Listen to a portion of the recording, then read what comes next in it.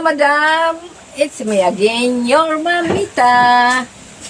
Mga madam, kakain muna tayo ito ulam ni mamita kasi di ba bago galing lang si mamita sa nagkasakit sa hilo. Ayan, papaya. Papaya na may malunggay, na may sardinas. Ang halo, sardinas. Tapos, itong kanin ni mamita, mais na dilaw na bigas. Ang kanin ni mamita. Yan. Tapos, ang partner sa gulay ni mamita ay ito, pritong isda. At saka bulad. Bulad sa Bisaya natin, di ba? Bulad, daing. Tapos may pritong isda. Yan, yellow pin. Prito. Yan, yan mga kaibigan, tara. Tanghalian muna tayo. Sabayan nyo si mamita kumain. Ito kasama ni mamita ang kanyang apo kumain. Yan. Hello mga kaibigan. Tara Jose, kain na tayo. O tara, kain na tayo mga kaibigan. Kain na na. Kain na na. Diyan ka na Jose, kuha ka ng bangko. Bulad. Masarap ang pagkain na pag kumakain ka na may bulad. Di ba mga kaibigan? Masarap talaga pag may bulad. Tapos itong papaya, sariwang-sariwa mga kaibigan. Kinuha doon sa puno. Doon, no, may garden doon sa malapit sa amin. Binigyan ako. Kasi kainin ko daw to para hindi ako lagi mahilo. Yung gulay na papaya, ginataan namin. Yan mga kaibigan. Kakain tayo, tara. Yan, mga simple lang pagkain to. Mga simpleng luto lang.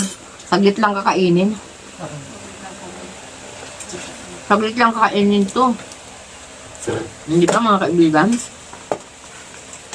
Ay na tayo. Ano gusto mo, be? Prito? Yan, kain na tayo mga kaibigan. Sarap talaga ng bulad, oh. Sarap. Yan lang muna ang nakakain niya ni mamita. Hindi nga si mamita ngayon nakapagluto. Hindi muna, tahimik lang muna si mamita ngayon. Kasi pag umiikot-ikot si mamita, mahilo pa. Kasi ganyan pala yun mga kaibigan, yung unang sumpong, yung parang vertigo, yung sumakit yung ulo mo tapos ano, yung nahilo ka, todo hilo. Yan ang naramdaman ni mamita. Okay na naman kaso lang, pag lumilingon pa saka yumuyo ko, nahihilo pa ako. Hindi ba ako pwede magluto sa kusina kasi ikot-ikot ako doon pag nagluluto eh.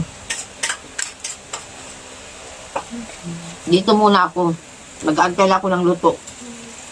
Kaya ito ngayon yung ang vlog ni mamita, kakain na lang.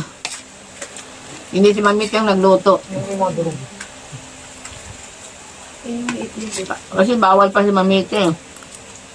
Hindi ko pa kaya yung paikot-ikot.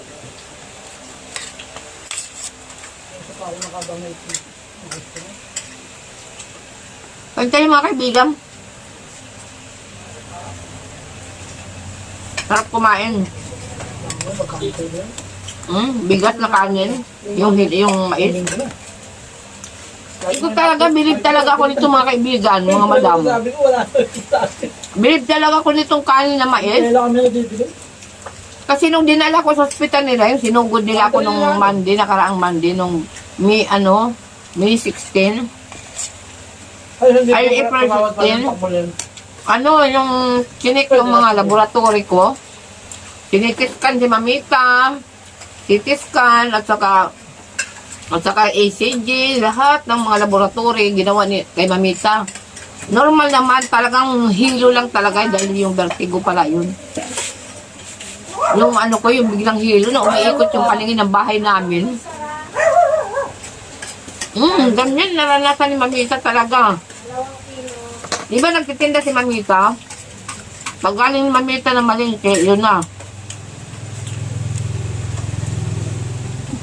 Umiikot na yung paningin ko, tumatambling na yung, ano ba, yung baliktad na yung bahay namin sa paningin ko. Talagang umiikot-ikot na. Kaya yun, dinalan nila ko sa hospital. Sarap ng ulam na gulay na ano, na papaya. Sarap mo. Ang buko. Ang sarap. Oo, buko. Ayaw mo? sa probinsya, mga kaibigan, mga madam, sa probinsya, pag wala talaga kaming ulam, ito lang, papaya lang. Haluan namin ng bulinaw. Yung bulad na bulinaw, yung dilis. Yan. Yan lang ang katapat sa ano namin, tanghalian. Sold na kami. Konting gastos lang. Ginataang papaya. Nilubian na nakakapaya. Tawag doon sa amin, nilubian na kapaya sa Waray. Tapos hindi na nga nilalagyan namin ng ano eh, ng malunggay. Kumain na siya. Tulog yun. Hindi nga namin sinaluan yun ng malunggay eh.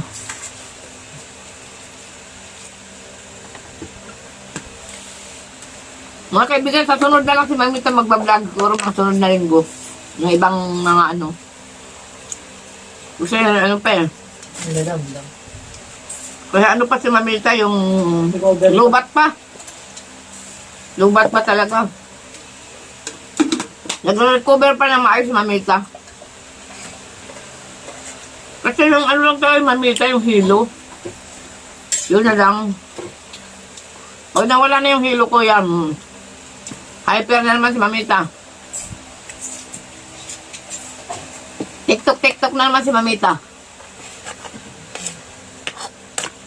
Ngayon kasi hindi pa masyado eh.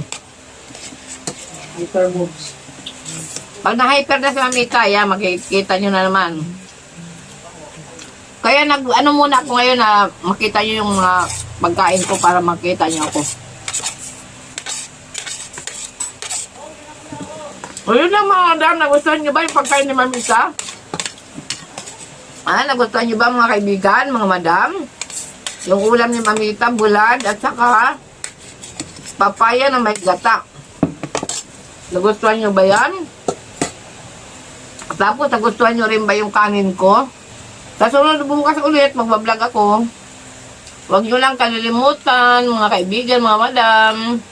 I-share, i-follow, at i-subscribe si Mamita Waray.